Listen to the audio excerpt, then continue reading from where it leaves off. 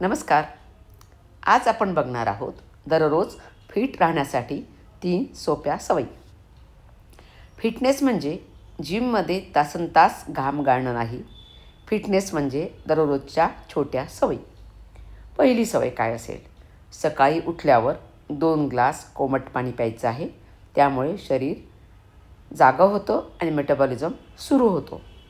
दुसरी सवय, फक्त 10 मिनिट चालणं किंवा स्ट्रेचिंग एक्झरसाईज करणं. यामुळे स्नायूंमध्ये लवचिकता येते आणि थकवा कमी होतो.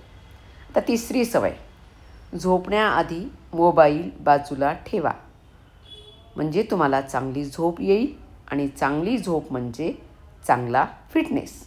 मग आजपासून ह्या सवयी सुरू करा. कारण बदल छोटा असतो पण परिणाम मोठा असतो. म्हणजेच स्मॉल चेंजेस बिग इम्पॅक्ट. यातूनच आपल्याला फिटनेसकडे जाता येतं. धन्यवाद. अशाच उपयुक्त हेल्दी टिप्ससाठी या चॅनलला फॉलो करा.